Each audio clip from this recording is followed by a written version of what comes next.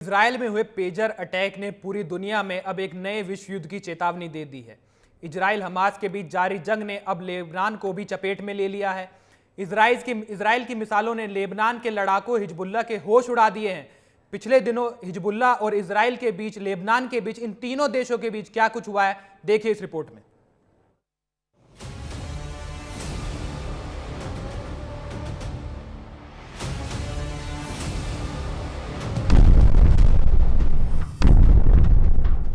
दुनिया एक और युद्ध के मुहाने पर खड़ी है। किसी ने नहीं सोचा था कि इजराइल हमास युद्ध के बीच अब इजराइल और लेबनान युद्ध की शुरुआत हो जाएगी।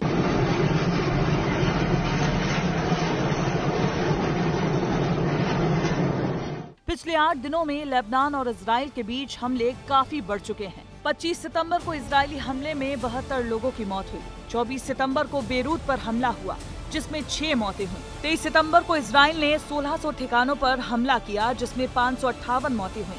21 सितंबर को 14 मौतें हुई। 20 सितंबर को 70 मिसाइल अटैक हुए जिसमें 45 मौतें हुई। फिर वॉकी टॉकी ब्लास्ट तो सभी को याद होगा जिसमें 27 मौतें हुई थी और इससे पहले इजरायली पेजर ब्लास्ट में 12 मौतें हुई थी। 2006 के बाद इजराइल और हिजबुल्लाह के बीच सबसे भयानक जंग छिड़ती दिखाई दे रही है। अमेरिका, फ्रांस, जर्मनी, सऊदी अरब, कतर, संयुक्त अरब अमीरात और कुछ अन्य साझेदार देशों ने इजराइल लेबनान सीमा पर तत्काल 21 दिन के युद्ध विराम का आह्वान किया है। लेकिन इजराइल ने हिजबुल्लाह के साथ संघर्ष के मामले में युद्ध विराम से इनकार कर दिया है।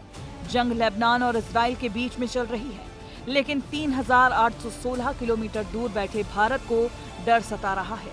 डर उसके नागरिकों का। लेबनान में करीब 4000 भारतीय रहते हैं और लेबनान में संयुक्त राष्ट्र अंतरिम बल मिशन के तहत करीब 600 भारतीय सैनिक इजरायली लेबनान सीमा पर भी तैनात हैं।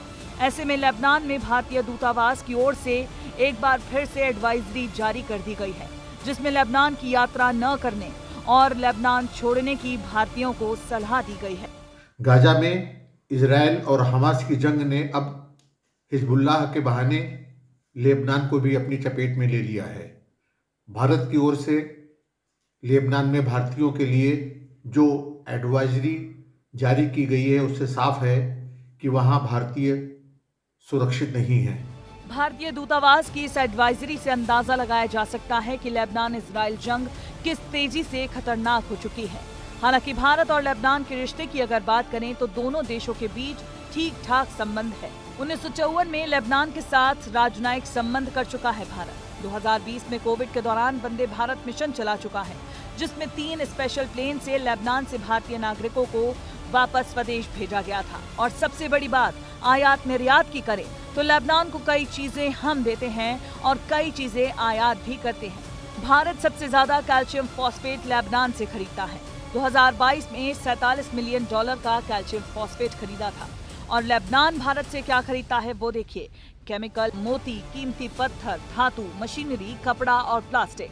दोनों देशों के बीच $595 मिलियन का व्यापार है। हालांकि लेबनान की इकोनॉमी भारत के आगे कहीं नहीं टिकती। ऐसे में भारत लेबनान पर उतना ज्यादा भी निर्भर नहीं जितना कि इजराइल पर है। ऐसे में दोनों देशों के बीच छिड़ी जंग में भारत वही रुख अपना रहा है जो उसने रूस यूक्रेन जंग में अपनाया था। लेबनान और हमास के बीच में जो जंग चल रही है और हमास को जिस तरह से हिजबुल्लाह का सपोर्ट है, तो अभी जो एक पखवाड़े का जो डेवलपमेंट है वो उस 1 साल से चली आ रही एक जंग का एक बड़ा ही उग्र परिणाम है। अगर मुझे ठीक याद है तो 4000 लोग वहाँ रहते हैं और कारोबार होता है। मतलब भारत का लेबनान के साथ लगभग 70 साल से हमारे डिप्लोमेटिक रिलेशंस हैं, तो भारत की चिंता स्वाभाविक है कि अपने लोगों को निकाले वहाँ से। साल 1975 से 1990 के बीच लेबनान ने अपने इतिहास का सबसे बुरा दौर देखा है, लेकिन हर मुश्किल दौर में भारत वहां डटा रहा। अब उसी भारत ने अपने नागरिकों को लेबनान छोड़ने की सलाह दी है। ब्यूरो रिपोर्ट, विस्तार न्यूज।